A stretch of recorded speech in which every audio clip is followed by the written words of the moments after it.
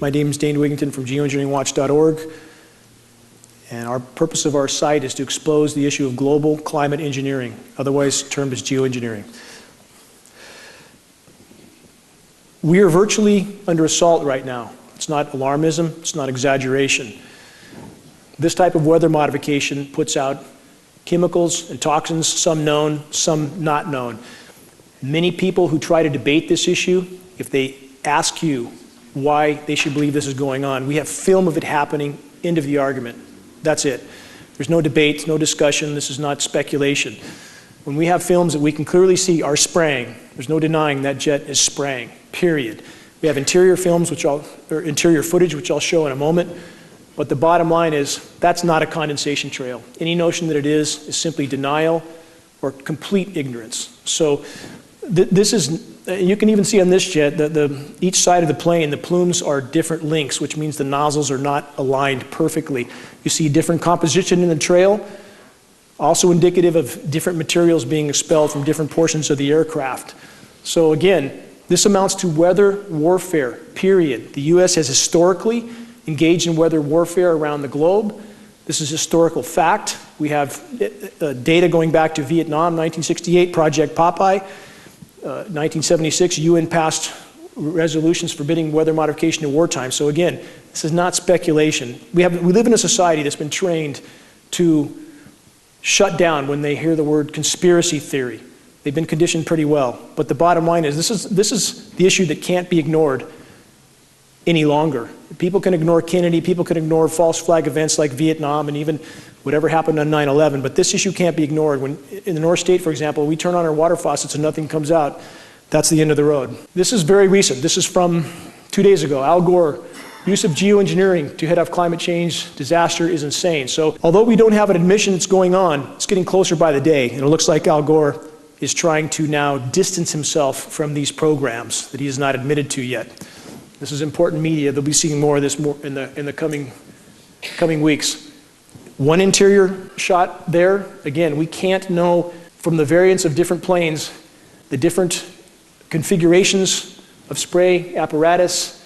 This is an ongoing experiment. There's likely many different configurations. We see aircraft trails that have different color composition. So this is an ongoing experiment of which we are all a part, like it or not.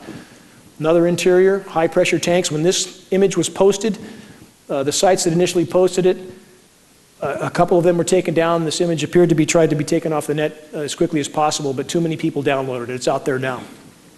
More configurations. Obviously, there's a whole lot of planes with a whole lot of tanks doing a whole lot of something. So this kind of footage should not be ignored. Clearly, these are what would appear to be passenger planes, most of them with windows. So there appear to be many different types of aircrafts involved in the spraying activities. This is what we have. Again, global geoengineering, the ever-changing experiment, and we are again part of that experiment. Russian scholar warns of secret U.S. climate change weapon. We have Russia engaged in this as well. We also have China, and this is one of the reasons why it's so hard to get any sort of mainstream coverage, because the big players are all involved up to their eyeballs. So that's one of the reasons the media coverage is so sparse, but it's coming. What do weather weapons do? They wreak havoc in countries without anybody knowing they're even under assault. In the case of floods, droughts, all of this is a form of weather weaponry and weather warfare. And there is no arguing that we are all a part of weather warfare when our climate is being impacted the way it is right now. Again, countries around the globe, this sort of impact, nobody would recognize as being an assault. And that's what's so prized about weather warfare for the powers that be. Nobody even knows they're being attacked. Bridges, infrastructure, wiped out. You can literally bring a country to its knees. You can bring a state to its knees as well, especially a state that doesn't seem to want to conform too much with the federal government. You can drought them out completely. And that's exactly what's happening to California right now. This sort of drought in Africa has been used for decades. We know these programs have been going on, and their impact in Africa appears to be directly related to bringing countries to their knees and opening up the door for U.S. occupation. You have U.S. boots on the ground in about 156 countries around the globe. Not singling out the U.S. because other countries, again, as I said, are at this as well. Empty reservoirs. This is where California is headed today. I think we all know that. If we reach the end of this year without significant rainfall, we will be in free fall into a cataclysm that's never before been recorded. Our forests are going up in flames. As geoengineering impacts the system from top to bottom, it starts to feed itself. As you cut off the moisture for boreal forests, which are the lungs of the planet, the terrestrial lungs of the planet, and they begin to burn, that feeds into the entire climate cycle and begins to tilt it even further off scale. So this is a non-linear equation. Once it starts to tilt, it tilts faster and faster. These sorts of clouds historically have not been well recorded. Now they are. This sort of sky that many have become accustomed to and think is somehow normal is anything but. This is an aerosol coverage that all of you seem to have seen before. And many people have begun to accept this as being natural, but it takes a lot of material to block the sun to that degree, and all that material is settling down on all of us. We're all breathing it in. Anybody who thinks that's commercial traffic is in a different reality. Somebody certainly lost their way up there. Another scene looks like something from another planet. Again, this is something that people, it's come on so slowly that many accept this as being normal and natural when it's anything but. One more scene that we see increasingly around the globe, especially in recent weeks and months. I'll explain why I think this is happening later, but the spraying is definitely increasing around the globe very rapidly, and the effects of that are being felt everywhere. Now, a sky like this is important to examine. Many people would think there's no spraying going on, but if you look closely, you'll see what looks like layers of plasma in the sky. Days with high pressure domes like we have now over California, this is not uncommon, especially if you look toward the west in the evenings. These shorter trails that are very bright are still aerosol disbursements. They make the sky silvery white. We believe that these sorts of disbursements are related to making the air more conductive, which makes the ionosphere heaters, HAARP, of which there are at least 24 around the globe, major facilities and many other smaller ones. It probably makes them more effective to create these high pressure domes. So even days like this are aerosol saturated skies still. This is a point I want to drive home again because it's imperative in conveying legitimacy with our issue. Semantics matter. It absolutely matters. When people Google chemtrail, this is what they come to, chemtrail conspiracy theory. I have friends with the Union of Concerned Scientists that have tried to clarify this definition by stating that this is a layman's term for geoengineering. When that correction is made, within minutes, it's erased and deleted. They watch this site very, very closely. They want people to Google chemtrails and come to conspiracy theory. On the other hand, if you Google climate engineering, in the first sentence it clarifies that climate engineering is in fact an application of geoengineering. So we have science. And this is what media never uses. These terms they don't use. Our local media here has avoided these terms like the plague because they seem to feel their job is to distract people from the truth. We'll go into that deeper later, but again, semantics, extremely important. Climate engineering, geoengineering. Scientific terms leads people to science, leads to credibility. Who's running things? Psychopaths run the world. This is not an exaggeration. We have 4% of society is clinically psychopathic. That 4% ends up in positions of power, inevitably, because they'll do things that you or I won't do. So we have what appears to be a very small group of incredibly psychotic people that literally run the planet. And I would not have believed this 20 years ago, but after that many years of research, you simply can't come to another conclusion. This document's important. It's only the cover page. It's on the cover of this site can be found at geoengineeringwatch.org, this document from 1966. It's a presidential document by NASA outlining the U.S. weather modification programs as of 1966 with budgets in the hundreds of millions of dollars even then, listing the agencies involved, DOD, DOE, Department of Interior, about a dozen universities. This is the biggest elephant in the room. This document, again, can be found. I found it on the NASA archive, so it seems somebody put it there for me to find. So we have the proof. U.S. military wants to own the weather. Why wouldn't they? Many people ask, why would they want to control the weather? Why wouldn't they? It's what they do. They want to control everything. The weather is the most destructive weapon they could control. And they can conquer countries, again, without anyone knowing they were even at war. These little bright dots you see here are smaller radio frequency transmitters, of which there is an unknown number that appear to be a part of these programs. It's not just the major facilities like HAARP You have a great deal of smaller facilities there too. Stealth terror, weather warfare, and the end of America. Again, weather modification is a very covert weapon that rulers can use against their own populations to keep them in conformity. We seem to be immersed in that right now in California. Weather warfare, beware the U.S. military's experiments with climatic warfare. Yet one more warning. There's ample documentation on the ongoing weather warfare, even from diplomats from other countries. Here you have Iran. Vice President claims country's drought is part of the weather war on the Islamic Republic. You've had also the president of Iran on the floor of the UN twice trying to raise the alarm that his country was a victim of weather warfare. Our media does not cover it. Global warming drought linked to weather warfare. This has been going on in Africa, as I stated, for a number of decades. The more they spray, the less it will rain overall. It's important to remember that. We're not talking about cloud seeding to create rain. The more aerosols there are in the atmosphere, the less it will rain overall. Yes, you'll have deluges from moisture that wads up in some place and comes down because of a lot of convection, but overall, it diminishes global precipitation. 15 military leaders who say climate change is a national security threat. Of course it's a national security threat, especially when you're engaged in covert warfare with countries around the globe, literally ripping the climate apart. It's bound to become a problem. Shouldn't take a rocket scientist to figure that one out. Russia urges UN climate report to include geoengineering, and they did. The IPCC last September included geoengineering in their report, finally.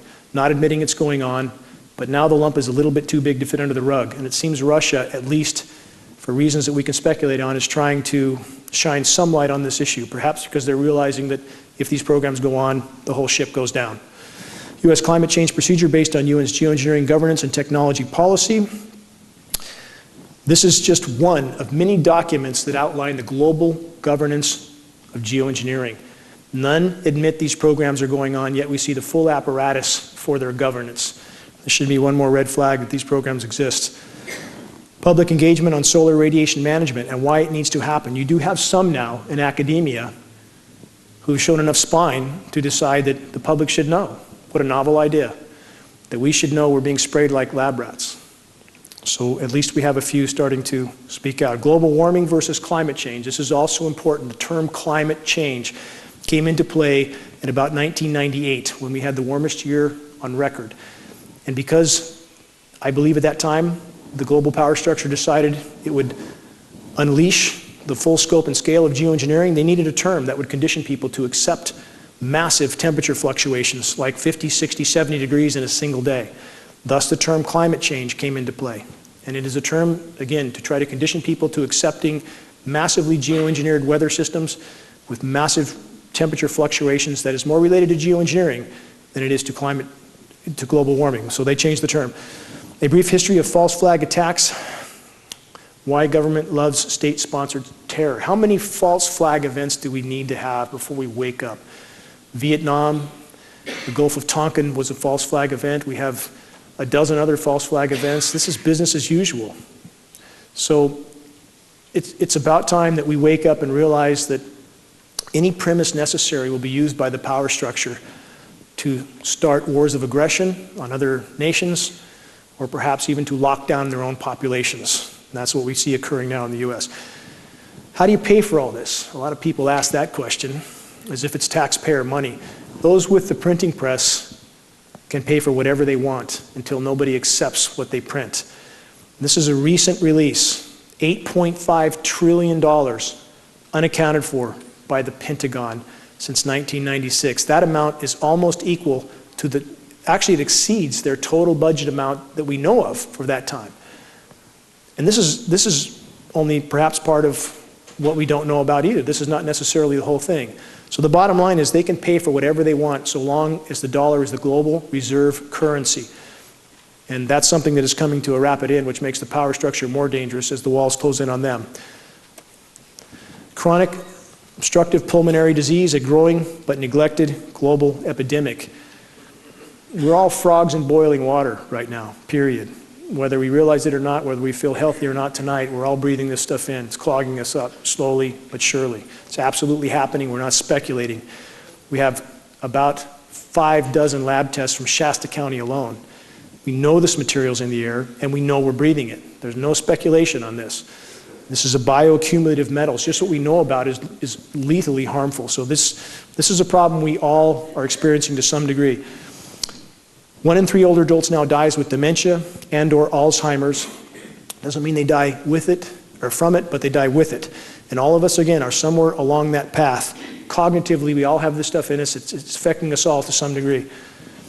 This is an older chart. I've used this chart before, but it's important because it shows the escalation for autism. We've gone from 1 in 5,000 to 1 in 50. That's a 10,000% increase. That should alarm people. So why are people watching American Idol and football and drinking beers and having tailgate parties? We're immersed in an absolute crisis right here, right now. So my attempt is to convey that message. The global depopulation policy killing us softly. How do you cool a population without panicking them? You know, I've stayed away from this subject in very much depth because I'd hoped people would come around and just to the simple notion they're being sprayed like rats day in and day out. But it seemed not enough have. As long as McDonald's is flipping burgers and Walmart's open, people seem to think everything's okay, but it's not. It's not. And this will come to a very abrupt end very soon. On the course we're on, there is really no denying at this point that Agenda 21 and eugenics appear to be a part of this equation, along with a lot of other things. Too many people want to put it in this box or that box. There's a lot of layers to this onion. This is one. U.S. admits to bioweapons tests. There's a very long list of absolutely documented U.S. biological testing on innocent populations. Many nations have done it. And this is, again, this is a hard reality that the American population will face soon, one way or the other. Heavy metals acting as endocrine disruptors. This is extremely serious. This equates to our reproductive abilities, hormonal production. It affects life and our bodily systems to the core. And this should alarm everyone. Obama, let's just cope and get along and go on, right? This is sort of like Bush said after 9/11, that let's just everybody go back and go shopping. And it's what the government wants us to do, just to do nothing. Can geoengineering save the planet? You have a lot of dialogue right now with a lot of very, very frightened meteorologists, scientists, a lot of people from academia that are either mentally retarded, clinically blind, or paid liars. There's no chance that anybody with a high double-digit IQ doesn't know what's going on up there. And I've talked to a lot of people from academia. I know a lot of them. A lot of them know, and they're scared. They're very scared. I had NOAA scientists a year and a half ago tell me off the record they're, quote, alarmed as hell. They don't know what to do about it because they have no First Amendment protection. So any notion that geoengineering can save the planet, we already know the answer. Geoengineering is killing the planet. The population bomb threatens the peace of the world, so what are we doing about it? This is something you'd expect the global elite to say, and I say if we're going to cut population, we should start with them. So,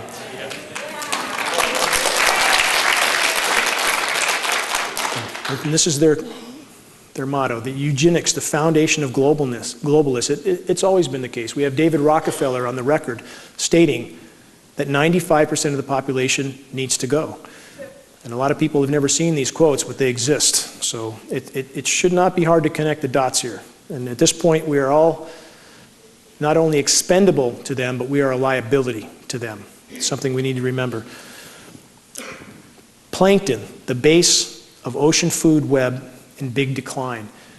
There's a lot of ways to cull populations. When populations don't have anything to eat, they tend to die off. And right now, plankton stocks globally are about 50% declined. This is of immense importance. Plankton produces 50 to 60% of Earth's oxygen supply. Media is not reporting on this. What do they report on? On CNN, they'll grab some drama out of a hat, of which they probably have 1,000 more just like it. And we'll hear about 1 or 2 dramas for the course of weeks on end, while we have the house literally burning down. No plankton, no fish. We had the anchovy fleet return to the Pacific Northwest with no fish, 0, this last fall. So the food chain is breaking down right now. We're seeing marine life wash up on the shores of western North America, now in Texas. Some of this may be related to Fukushima radiation, but I think at this point still the majority related to a food chain that's collapsing. The bees, what about the bees? Is it farm chemicals? If it's farm chemicals, why are the bees just as dead 1,000 miles into the wilderness? Try to tell people this that are in the bee community. I've tried. Most won't listen. I've talked to some of the head people in the country. They want to stay in their cocoons. They've been taught and trained that unless it says in their peer-reviewed, establishment-approved manual that there's something going on in our skies, then it literally doesn't exist in their reality. The bee collapse disorder appears to be most directly related to geoengineering and the radio frequency signals. One more article, A World Without Bees. Einstein said, 4 years after the bees disappear, so will humans. We're on that track now. There are so many directions that the walls are closing in factors that lead back to geoengineering. So many roads lead back to geoengineering. Statewide king salmon decline points to outside forces, yet again, that I've just named. When you have no basis to the food supply, when you have an ozone layer that has been torn apart by these programs, excessive UV killing the plankton, food chain collapses. Right now, global pelagic fish populations are down 95%. It's not going to be long before there's nothing caught out of the sea. That's hard fact. Species extinction rate. If you can see the graph there, it goes almost straight up. I've been over this figure before, but it's important to repeat. We're losing about 200 species a day. 200 a day going extinct. You hear a lot of people say that, well, that's normal. Species go extinct. That's 10,000 times normal. It's 10,000 times the background rate. Nothing normal about that. This is something that most of you probably haven't seen. It looks like a golf course. It's actually algae. This is the ocean. And you see people up on the beach behaving as if nothing's wrong. This is in China. Massive algae blooms are literally matting the ocean several feet thick. Those oceans are dead. They're dead in those regions. You don't get this sort of growth otherwise. Our media doesn't cover these sorts of things. It is literally ecosystem collapse. These dots are all dead zones. There's over 400 dead zones around the planet right now, some as big as 10,000 square miles. These are anoxic zones where there's no oxygen in the water. Everything dies. These zones are expanding. Again, media is not covering this. Massive fish die-off around the globe. This is just one scene of too many to even begin to show. And this is the sort of thing that all of us should be focused on. We will focus on it when there's nothing left to eat, but if we can be ahead of that before we reach the point that there's nothing left, maybe we'll have something to salvage. Acid test, rising CO2 levels kills ocean life. We have the oceans absorbing CO2. There's no question about this. They're acidifying rapidly. Crustaceans can't form shells as well. And you have an acidification that could kill all ocean life. Again, no life in the ocean, no terrestrial life. This is a very important graph. Change in Earth's total heat content. I want to stress, none of this is about Al Gore or carbon credits. I say that every time. I have great disdain for Mr. Gore. He's part of the problem. But that being said, make no mistake about it, the planet is warming. And any of these geoengineered events that we see that convince people otherwise are simply spun, horribly spun events. And this is what it's important to remember about that. The blue graph you see is ocean heat content compared to atmospheric heat. A cubic meter of seawater holds 4,000 times the thermal energy of a cubic meter of air. So it doesn't matter what they do geoengineering-wise. They can cool off temperatures at the surface. It means nothing compared to what's happening in the oceans. The oceans are warming extremely rapidly. Can't hide that for very long. And geoengineering appears to have played a big part in that warming, but not the only part. I want to stress this as well. Human activity is a form of geoengineering. When you put 4 billion gallons of hydrocarbon in the atmosphere a day, that's a form of geoengineering. People need to consider that. We would be exponentially better off without these climate engineering programs. The planet would have been able to respond. But bottom line is ocean heat building up extremely rapidly. This is ocean heat content as well. You see the graph go straight up. This is trends in global average absolute sea level rise. Are sea levels rising? Yes, they are absolutely rising. Anybody who says otherwise, tell them to prove it to you. If anybody says that the ice caps are gaining and sea levels dropping, tell them to prove it, because they can't. Sea level rise unstoppable, say scientists. This is what the hard frontline data says without any question at all. In fact, how much can sea levels rise? We have about 21 to 24 feet of sea level rise built into Greenland. We have about 197 feet built into Antarctica, about another 15 feet built into the rest of the world's glaciers. Right now, even conservatively from some of the frontline scientists, we're guaranteed 100 feet of sea level rise in the coming decades. Now, you'll find plenty of data to dispute that, but it's the same people that dispute how much oil was leaking from the Gulf, how much radiation we're being exposed to here. You must discern through this data because there is so much false data out there, people don't know what to think. Annual minimum Arctic sea ice. A lot of headlines last fall that the sea ice was expanding. Wait the next 2 years, see what you see, because that was absolutely spun as well. It was the surface area that they measured, not the density, not the volume. The volume is still shrinking rapidly. It's 1/5 what it was 30 years ago. Geoengineering is keeping a thin layer with artificial ice nucleation and blocking of the sun 24/7. They're trying to keep that ice cap there to keep the methane in the sea floor. It's not working. It's making everything worse. That's what we're trying to expose. Geoengineering is destroying the ozone layer. This is part of, again, geoengineering being the pharmaceutical cure for planet Earth. They try to address one thing and cause 100 more that are exponentially worse. So now, if you drive around Redding and look at the trees in Walmart, Costco, take a good look, because the bark is gone off the south-southwest side. It takes a lot of radiation to burn the bark right off the tree. We're being exposed to massive amounts of UVB and even UVC radiation now. UVC is the last stage before X-ray. We know this, we're metering it on the ground in California, Maine, Florida, and New Mexico. This is a penetration of UVB into the ocean. I talked about plankton dying, correct? Geoengineering, on the shredding of the ozone layer, we've been told it was hairspray cans. Now, I ask you, what's more logical? Is it hairspray cans or military tankers dumping 100 tons at a shot up there, flying 24/7? They've been at this since at least the late 40s. We've been given a lot of red herrings as reasons for things that are happening. CFCs are bad for the atmosphere, but the geoengineering appears to be the largest causal factor, so the UV penetrates deeper into the ocean, kills the plankton, plankton stocks die, oxygen content goes down, fish stocks die. You can see how everything is connected. Everything's linked together. This is deviation from normal temperature map. This is over this is between 2008 and 2012, and the orange-red colors show increases from the 30-year average over that time. You see a couple of blue spots in Antarctica, but that's about it. So this is the true overall global picture. You see some blues off the coast of North America. If you look at that, that's where they blanket spray 24/7, shuts off our moisture. This isn't the first year drought, we're in our 6-year drought.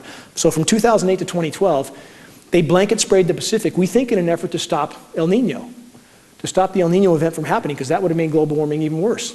But what does that do to the rest of the planet when you shut off one of its natural mechanisms? So that blanket spraying all over the Pacific, it cooled the surface temperatures off there. But at what cost? At what cost? If it's killing everything inland, was that really a gainer?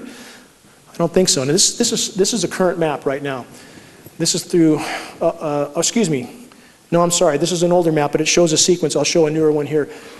When you see a map that's that imbalanced, it should be a red flag. That can't be created naturally, where you have half the country frying and another half below normal temperature. So the darker colors are various stages above normal, the middle being maybe 20 degrees above normal. You throw a rock and you're in below normal temperatures. This is a recent GIS map. Now, this is important to look at this map. As you see the blue colors over Canada and the eastern US, that's where heavy, heavy geoengineering is occurring. Geoengineering can and does cool massive regions temporarily at the cost of making the overall warming worse. So you have jet stream manipulation that pushes Arctic air down. You see even the Arctic is much warmer than Canada and the eastern US. So they can cool regions, make a lot of headlines. What's the real picture? That's the real picture. Global temperature records. Again, no downward trend there. Another GIS map, ocean temperatures, everything far above normal overall. If you look through the headlines and you start looking at global news, you'll find out it's a very different picture than our media is painting. And this is important to remember. Did the media originally paint the picture of global warming? Yes. Did they have an agenda for that? To saddle us with taxes and all sorts of burdens? Yes, they did. But now I think things have gone so far, they have definitely changed directions. They've doubled down on geoengineering, and now they're trying just desperately to hide the fact that a runaway greenhouse event may be occurring right now. Because if you look at the media right now, They are definitely not pushing a warming agenda overall. Weather Channel, it's like their goal, their marching orders is to make it seem as cold as possible. And so there has been a directional change with what the media is doing. They changed their plans as well. Another GIS map, overall warming. This is ozone depletion, 84 to 97. The globe on your right shows massive depletion during that time. There's a massive northern hemisphere ozone hole, not speculation. Canadian scientists have been threatened with termination from their jobs if they talk about this. They're trying to hide it, and people feel this sun on their face and they think maybe they're just getting older. No, the UV is exponentially higher than we're being told. UV rays, this is an important graph as well. We're told by all major metering agencies that 95% of incoming UV is UVA. This is the first presentation I've done where we've had actual solid metering behind us. That means 5% is UVB, that's the more harmful band. We now know that at least 60% of incoming UV is UVB, 60. That's a 1,200% increase in UVB. As I said, we're actually getting UVC, the last stage before X-ray.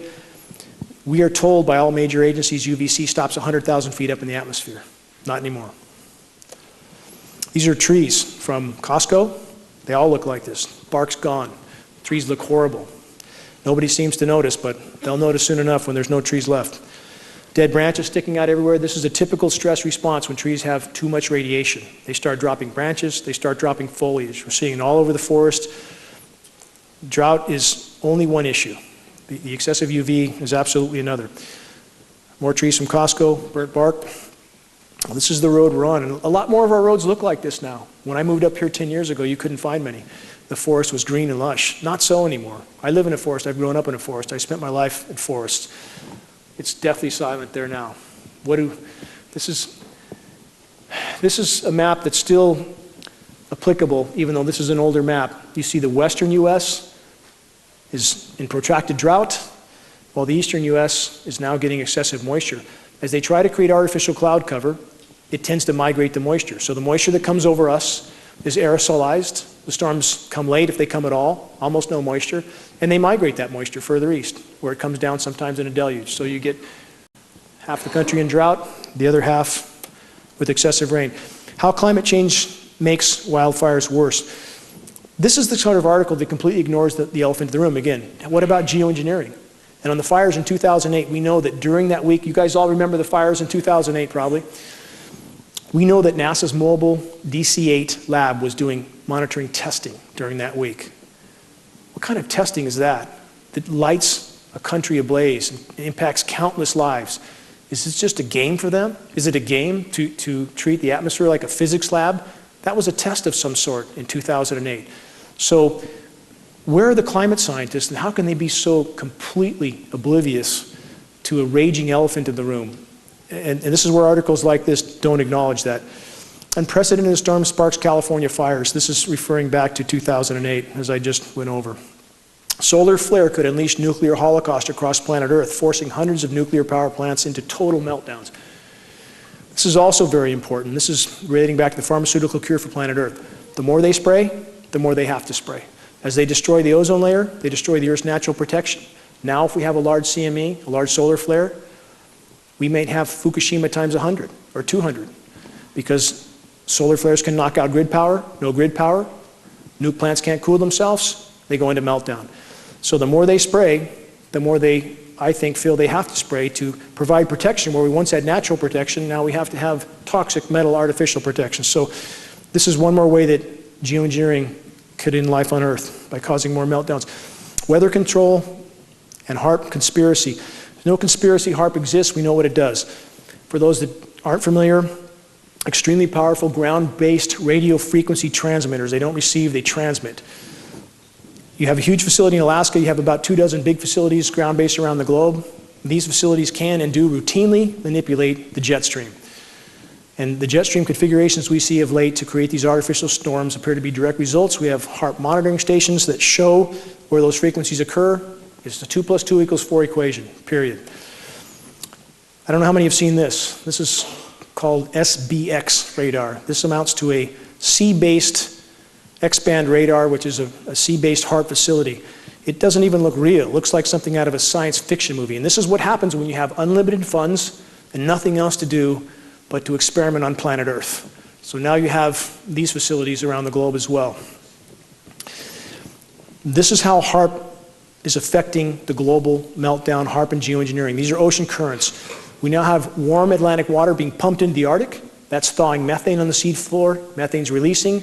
Methane goes into the atmosphere, covers the planet like a layer of glass, begins to heat things up fast. Methane, over a 10-year time horizon, is 100 times more powerful than CO2 as a greenhouse gas. Again, all roads, so many roads leading back to geoengineering. Not to say that we don't have a problem otherwise. Not to say that human activity isn't a form of geoengineering, as I said.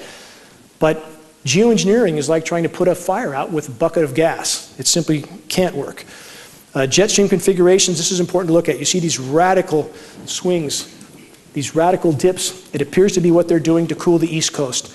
They create high pressure zones like the one that's over us now, pumps the storms far north. They can cool that air as it goes through Alaska and Canada, pump it down to the eastern US and cool off half the country while the other half literally fries and dries. It's exactly the configuration we're going through right now. Methane leaking from the seafloor. This is an illustration that shows how it covers the planet. You have hydrates that leak through the seafloor up to the surface. They acidify the ocean on their way up, and then they go into the atmosphere where they start to cover the planet. This is methane release from, this is what the scientists on the front line that are willing to speak honestly. Biggest story of 2013, methane release. To give you an idea why methane is so important, there's enough methane in the reservoir that you see here in the Arctic, the Laptev Sea. There's enough methane there to extinguish life on Earth many times over, many. If this methane gets into the atmosphere, it's game over. It's that simple, it's game over. It's starting to happen now. If geoengineering doesn't stop and the planet's not allowed to respond, I think we have no chance. Global warming and the Gulf Stream. Our atmospheric pollution roadway to subsea Arctic methane-induced climate hell. Again, more stories that are not being covered by media. This is an issue that will change our collective reality quite quickly. You'll hear about this soon enough. This is methane also. You see the graph goes straight up. No secret that it's increasing rapidly. CH4 is methane. This is an important globe, paints a good picture. 2013, January 1st to 11th, on your left. 2014, on the right. You see much, much more color on the 2014 map. Methane's releasing very rapidly. To give you an idea, for about the last million years, methane was never over 700 parts per billion. About 9 months ago, it went up to 1,800. Now we're seeing spikes up to 2,350, 2,500 parts per billion. Radical escalation. I mean, unlike anything that's happened in far more than the last million years. So this is a very pertinent issue. Helping the geoengineers to sell geoengineering. When we don't understand what's happening with the climate and we go along with some headlines and we take headlines as a source of information, right now, that's what the geoengineers appear to want. Why is the US government trying to control the contents of scientific journals?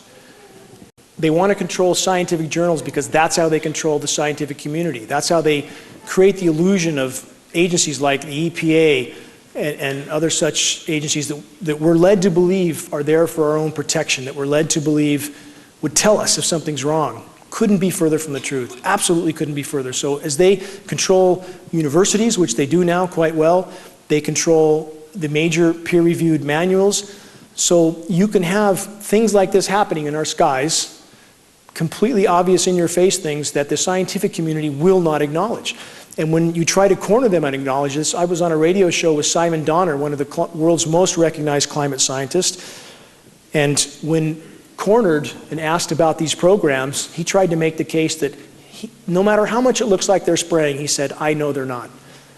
And when I asked him how as a scientist, he could possibly say that he knows there's no spraying going on, click, I'm off the air, that fast. So this is what you have. You have a completely controlled system, and that's why we can have things like this happening without any media acknowledgement, any academia acknowledgement. HAARP again. Now, HAARP, I want to go into what HAARP does in a few other scenarios. So that's another picture of HAARP. It's a very ominous and very, very dangerous installation. It's literally ripping holes in the atmosphere. Here you have a HAARP signal. That's why I showed that image again. Now, that big, bright area over the eastern U.S., guess what that is? Arctic vortex. The big headlines that we're all forced to believe that if you walked out the door, you would immediately turn into a popsicle. So, yes, there was cold temperatures, very cold. But for how long? And how historically unusual was this, and was it natural?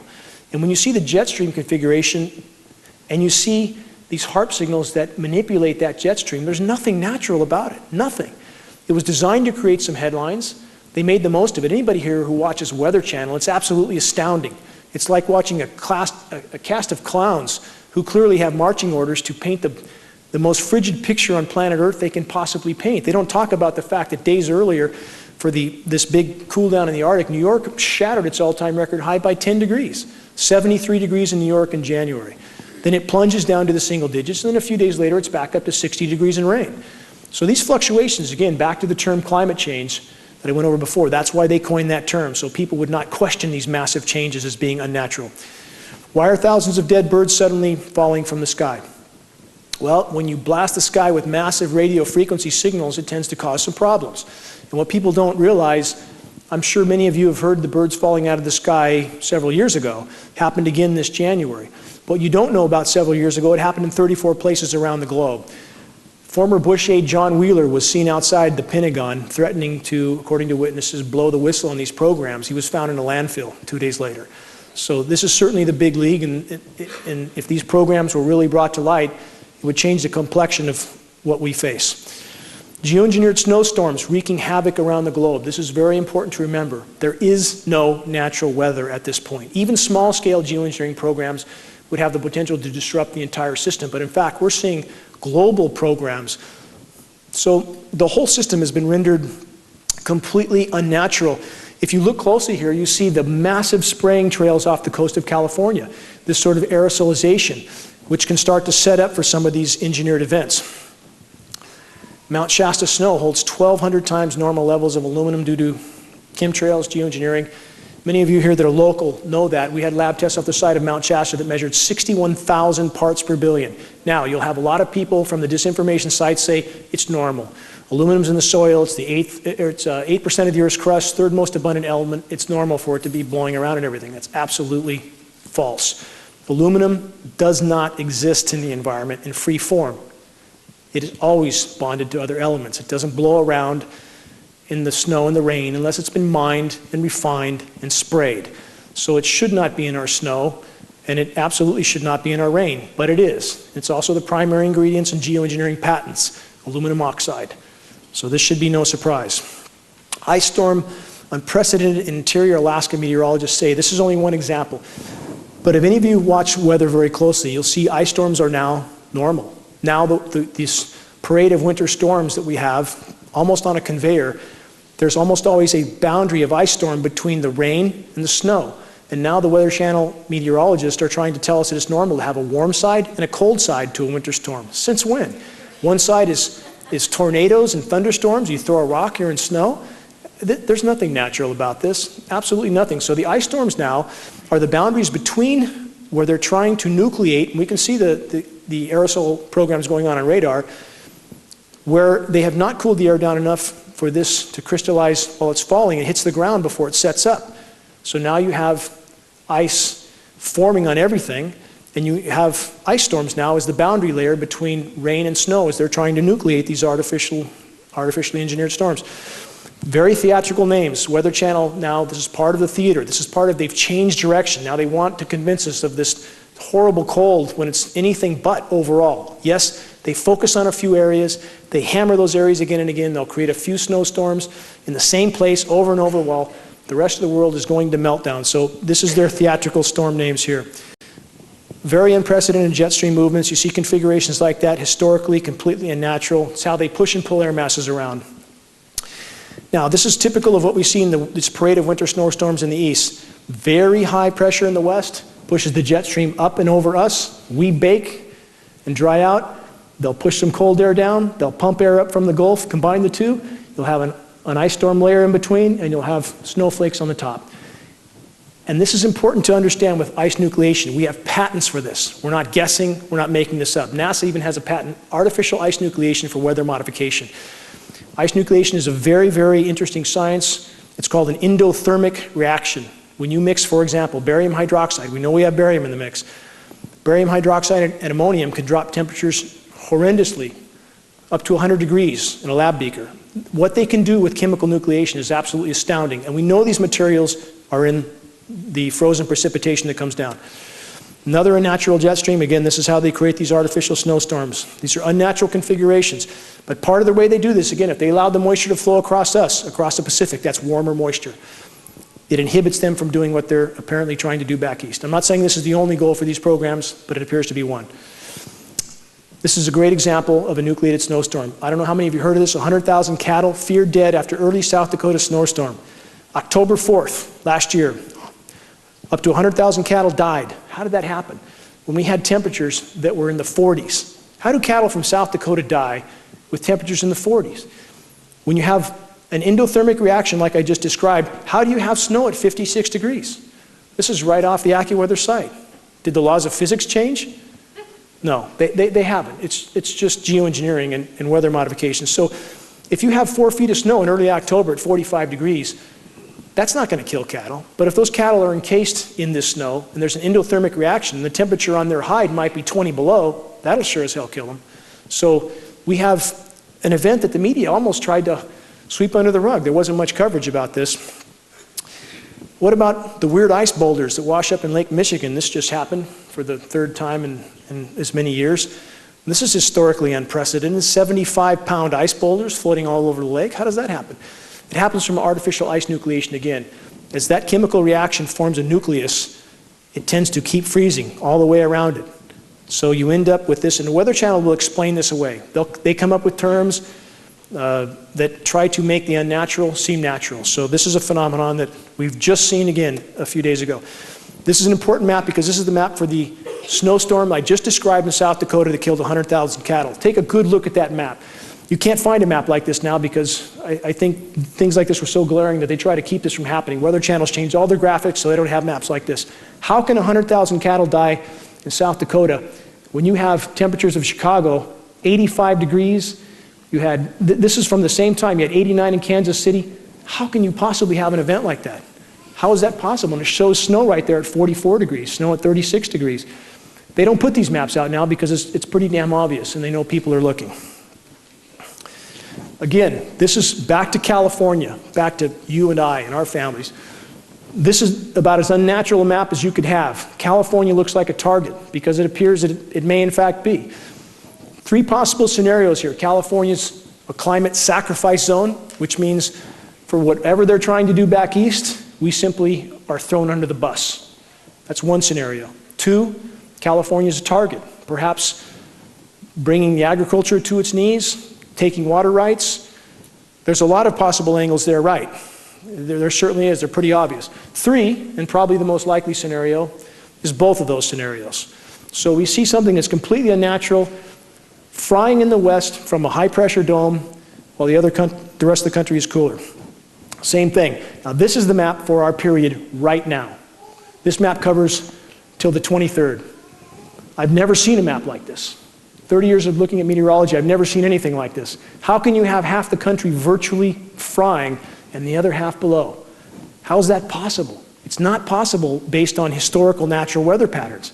This should alarm people. That's 6 tiers above normal. That indicates temperatures over half the country that are 15, 20 degrees above normal. You don't hear the media talking about this much. That's a NOAA map. Now, back to the rainfall. How does that happen? Most of the country you see with above normal rainfall, another big bullseye right on California of no rain. The colors over California, that shading means increasing degrees of no rain. So here we have again, California looks like a target. Well, even Alaska has excessive rain. The rest of the country has rain. Nothing for us. Aerosolization off the coast of California. Anybody who thinks that's natural, again, needs to get therapy. I mean, that's about as unnatural as it could be, and we see this, I mean, almost constantly, aerosolization off the coast. And this disrupts the hydrological cycle. It disrupts the rain cycle, period. This illustrates again what I'm talking about. Massive high pressure, they pump the moisture completely up into the Arctic Circle where they cool it down and push it back down and cool parts of the country while other parts fry. Again, California, at minimum, a climate sacrifice zone for the experiments they're carrying on further east. New release concern is IPCC bangs the drum for geoengineering. If these guys don't know this is going on right now, they absolutely don't deserve to be called scientists. And for them to try to paint the picture that geoengineering is going to save us when after 60 years we know that it's literally pounding the nails into our collective coffins is absolutely ridiculous. This is interesting as well.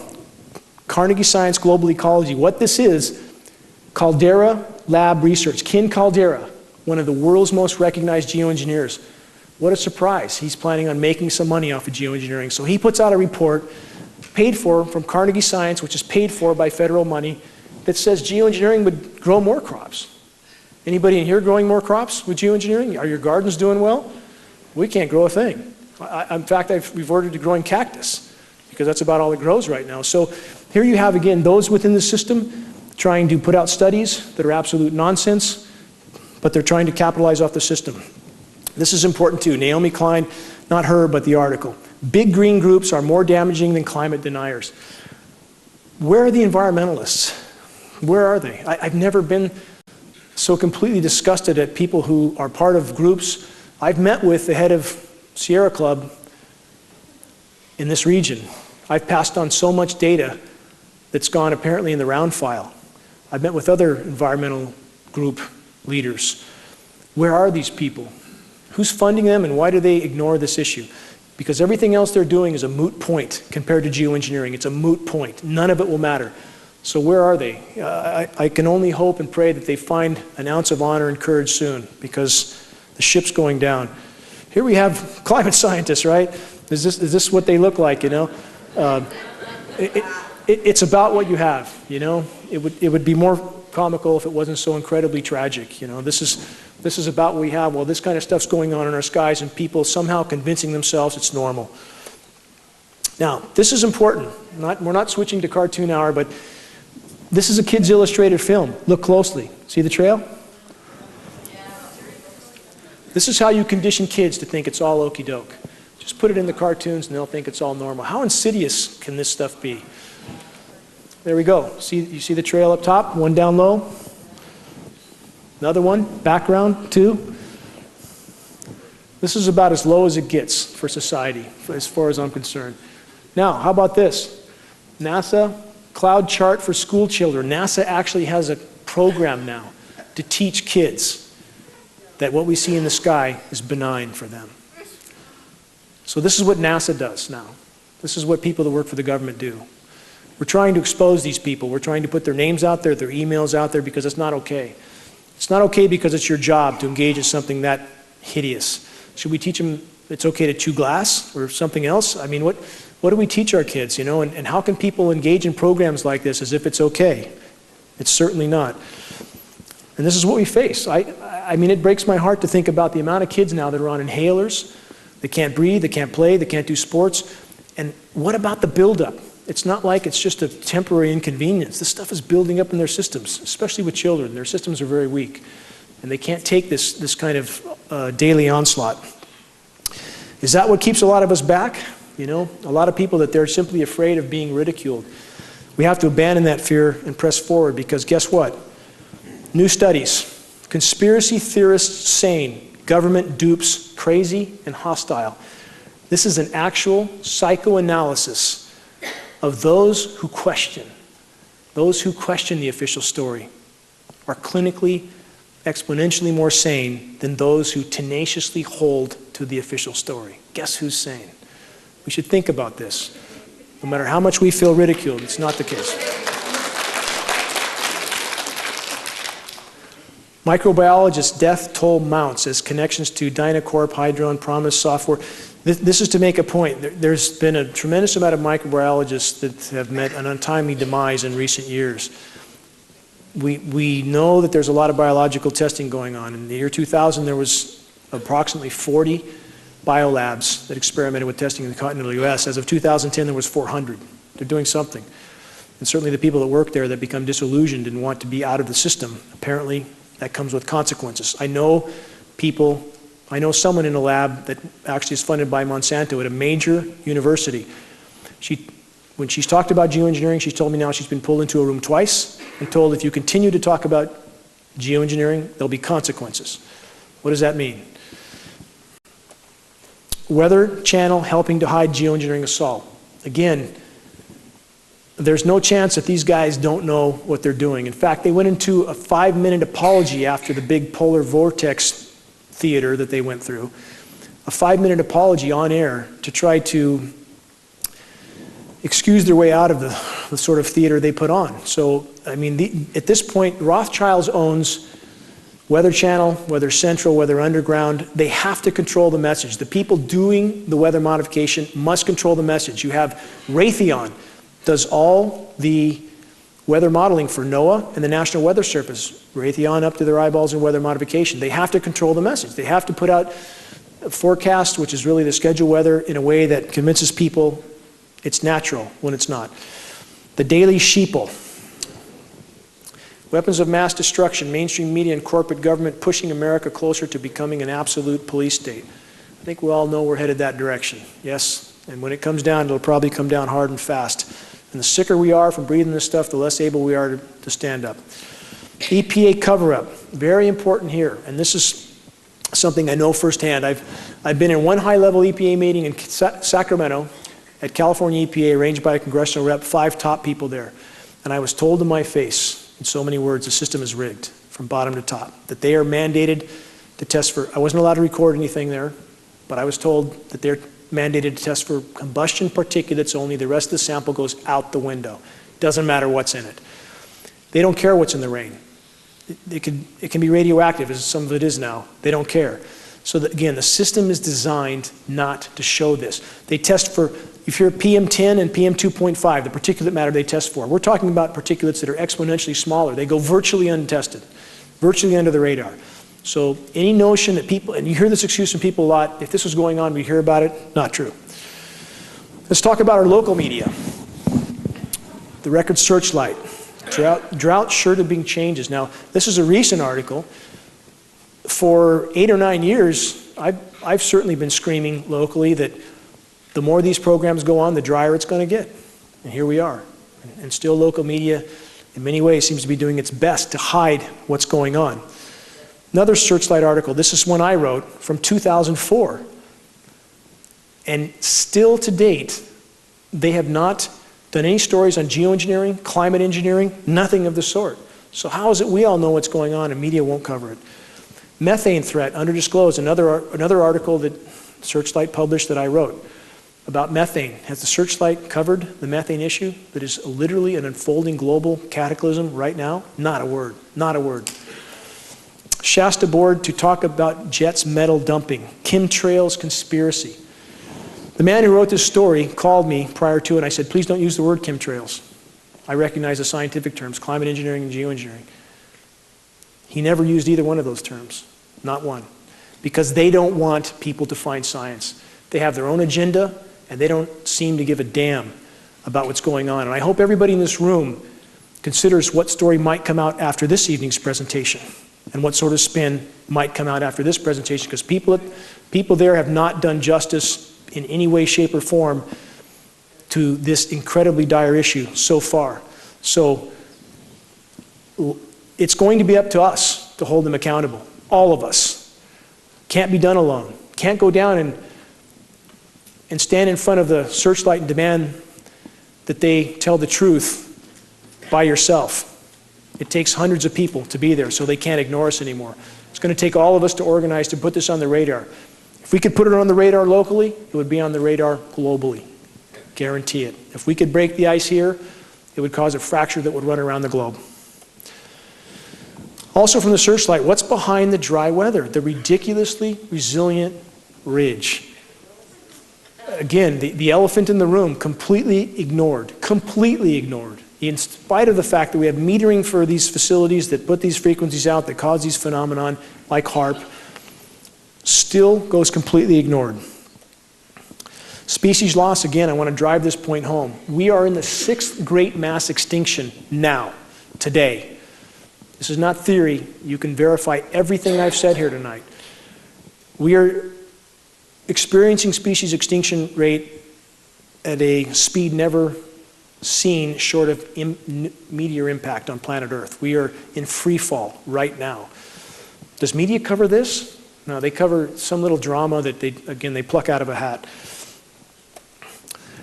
Are we doomed? Why civilizations like ours fail? On the path we're on? Yes. Yes. If you rationally analyze data on the path we are on, we have no chance. And there are scientists now speaking out about this. Guy McPherson from University of Arizona is a professor emeritus there. I have high regard for Guy. He's a friend. And he has calculated right now with the decimation that's being inflicted on our climate, there will be no life left in the Northern Hemisphere in a very short time, perhaps even a few decades or shorter. And that doesn't mean that everything goes along fine until then. So we're talking about a very different planet. And you can find mainstream scientists that will argue this completely, but the same scientists who have lied to us again and again and again and again. Where would we start? So the bottom line is, on our current trajectory, we are headed down a dead end with no return. We need to change course. This is important to remember as well. For people who, again, this is a teaching tool that we will put out for others so they understand that there are a lot of sources of, quote, human engineering of the planet. All the decimation that humanity has caused, and we've caused plenty, are still a form of geoengineering in a sense. It's altering the dynamics of the planet. So it's important to remember this. Too many people want to put it in this box or that, as if we stopped geoengineering, we could all drive Winnebagos from now on. It's not the case. I'm not saying we wouldn't be in exponentially better shape without geoengineering, because we would. The planet could respond, would compensate for a lot of the damage done. But it's important to remember that we're hurting the planet in a lot of ways. Is Fukushima an extinction level event? I'm almost near the end of this presentation, so bear with me. Yes, media is not covering Fukushima. How can that be? How can that possibly be? We have 3 reactors in Fukushima, and this is related to geoengineering. I'll weave the two together. 3 reactors in full-blown meltdown in Fukushima. Burnt through the containment vessel. They're burning into the planet right now. There's no end in sight. There's no technology to deal with this, none. This radiation is coming our way. We've gotten, on the east side of Lake Shasta, 300 counts per minute of radiation about a week ago. It's about 5 times background. It's showing up all over the West Coast. We have 15 tuna that were tested off the West Coast a year and a half ago, all of them radioactive. Why is the media not reporting on this? This should be a glaring red flag, just like the geoengineering. Anything that could make the population a little bit uncomfortable, media does their best to spin it or hide it. And this, as far as human insanity, and people say, well, this is another excuse you hear from people. Why would they do this to themselves? This can't be happening. They wouldn't do that to themselves. Well, why would they do this 2,000 times over? 2,000 nuclear bombs have been detonated on this planet, and everyone alive is contaminated from that. We all have strontium-90 in our bones from these nuclear detonations. Did these guys care when they went in the South Seas and virtually took whatever island they wanted, kicked the populations off, and set up big demonstrations of their power, like kids in a sandbox, like crazy kids in a sandbox? Did that stop them? They do whatever they want. They do whatever they want until someone says no. No. We've had enough. This should be a shining example. The nuclear detonations around the globe, and the fact that they've done it wherever they wanted, almost whenever they wanted. It's no different than geoengineering. And now, with Fukushima, because they're spraying the Eastern Pacific, and that aerosolizes the moisture, it migrates much more effectively on us. They can literally migrate that radiation anywhere they want and drop it anywhere they want. There's particles like fluoride, and we're getting fluoride in tests now. We have fluoride from tests in Norway, 60 tests with fluoride. So fluoride particulates, if those are used to migrate rain, and other particulates we feel have similar properties, if they're hit with a certain frequency, those particulates combine and coagulate, which would then cause that moisture to fall. So they can, in theory, migrate that moisture wherever they want, hit it with the right frequency, and it will fall. So in the case of the radiation, instead of raining out over the Pacific, as it would, not that that's good, but it's better than it raining on us, now it can be migrated much more effectively over us. Fukushima, climate change, near-term extinction, resignation versus surrender. Does the horizon look bleak? Yeah, it looks very bleak. Does that mean we give up? No. Does that mean we don't have any chance? No. We absolutely have a chance to radically change our direction. But a person has to resign themselves to the fact that we're not guaranteed a happy ending. None of us are. Never have been. Not at any point in time, ever. But does that mean we sit down and do nothing? For every time that people look at an issue like this and go home and go golfing the next day and watch football and ignore this until the next time they spray, and I get a lot of people that call me like that. They'll call about once a month when there's a very bad spray day, let off a little steam, that's the last I hear for maybe another month. And I've gotten to the point where I said, don't call me anymore. I don't want to hear it. What have you done in the last month to help? It's going to take all of us. This is not an issue that's going to go away. It's not going to go away. In fact, they literally have their hands on our throat right now. They can shut off that moisture as long as they want. And I'm not speculating. We have study after study after study from places like MIT, Scientific American. I'm not making this stuff up. I challenge anybody to investigate it. When they aerosolize the atmosphere, it causes drought, period. We have the satellite photos. We know they're spraying upstream from us. It can't not be drought here, especially with the jet stream manipulations. This is a 2 + 2 = 4 equation. It's that simple. So when you have that kind of control over a population, you have them by the throat. They indeed have us by the throat. Something we all need to remember. Resource wars, geopolitics in a world of dwindling energy supplies. Resource wars are happening around the globe right now. This is what you have happening in the Middle East. It's not about democracy. It's not about freedom. It's not about civil rights. It's about resources, period. Destabilize a country, it's a lot easier to go in and take the resources, and that's what it's about, plain and simple. Right now, it takes about 1 barrel of energy, 1 barrel of hydrocarbon to get 7 out of the ground. In 1900, 1 barrel could get 100 out of the ground. So not only is there a lot less hydrocarbons, it's a lot harder to get out of the ground. It's a lot harder to process. And now there's a race for these resources. At the same time, the planet is melting down. So we are entering into uncharted territory from many directions. Population, I know this is a sensitive issue with many, but it needs to be considered that the planet can't support what's here right now. And those in power know this. And I would make the same argument that if anybody's going to go, that they should be first. And all this time that they have, instead of putting the truth out, instead of making people understand the true mathematical equation we face, we've been bombarded with media distraction, weapons of mass distraction, the media, WMD. People need to consider our entire figure here. And what do we face when we look at lack of resources, we look at decimation of our natural systems from geoengineering? I can't grow a garden anymore, so how am I going to feed myself? How's my family going to feed itself? Our garden doesn't grow anymore. We used to grow a 100-foot bed with no problem at all. We couldn't grow 10 foot last year. How do we feed ourselves? For those that aren't familiar with Easter Island in the Pacific that was a paradise, 16 million unique palm trees on that island, a very unique species, a food source for the islanders. They cut these palm trees down to roll their statues around. And one has to wonder, they literally cut every single palm tree down on the whole island. The island collapsed, their civilization collapsed, they turned to cannibalism. That's the tale of Easter Island. What were they thinking when they were down to maybe 1 million palm trees, and then maybe 100,000, and then maybe the last one? Didn't it dawn on anybody that we're going to have a problem? And we seem to be in the same boat. And so right now, again, why I focused on geoengineering exclusively for 10 years, because quite simply, if we don't stop this and we render the planet unable to support us and support our lives, we'll have nothing left to save, and we will end up like the Easter Islanders. Arctic Doomsday Vault grows a few seeds. For those that haven't heard of the Arctic Doomsday Vault, Bill Gates is involved with this one. And they have put several 100,000 seed varieties in the Arctic to save them because they know what's coming. They absolutely know it. This is science fact. This vault exists. Anybody who doesn't know about it should look it up. They don't do this for nothing. The power structure knows what's coming. It's a lot closer than people understand. Why is the Department of Homeland Security buying so many bullets? 2.2 billion rounds, I think is the last I heard, 2.2 billion rounds of 40 caliber hollow point. How can people go on about their lives knowing what sort of preparations are being made? They're digging holes, they're making preparations. This is science fact. I mean, there's no denying that purchase. Nobody denied it. It happened. So again, we all need to pay attention to this.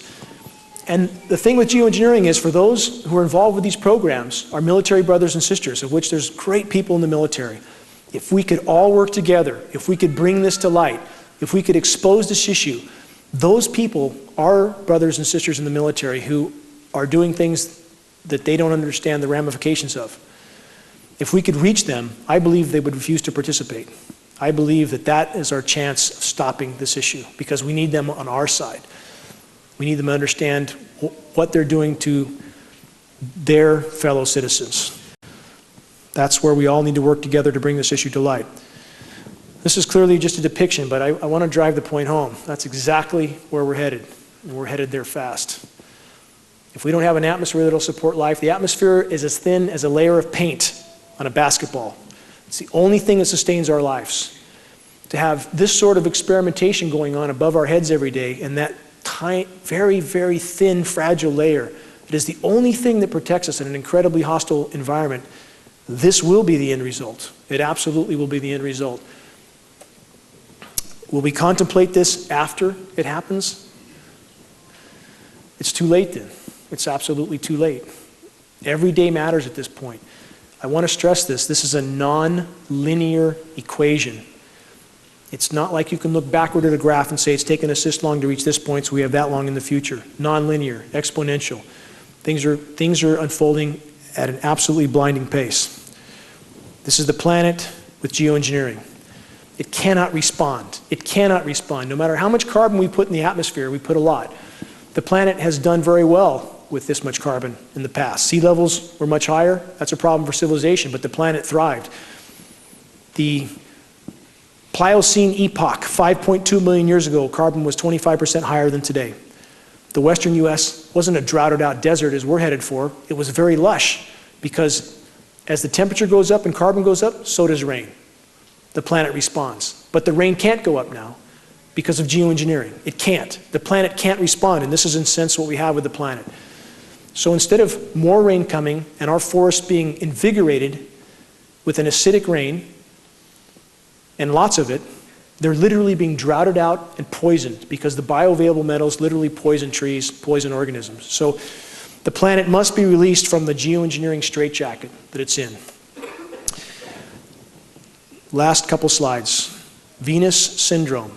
This is a real scientific scenario. We are on this track, and this is the planet we'll have if we continue on this track. In fact, the data here is so dire and so applicable to where we're headed.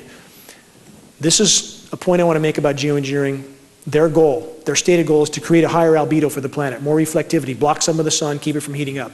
Venus's albedo is 2.5 times that of Earth. That's why it's so bright. 2.5 times as reflective as Earth. Is Venus habitable? Obviously not.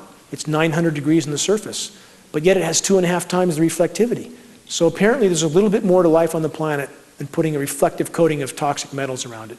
But that's about as short as the geoengineers' thinking is. And again, aside from weather weapons and everything else they're using this for, this is the track we're on if we don't change course. And that's why the geoengineering issue is so important.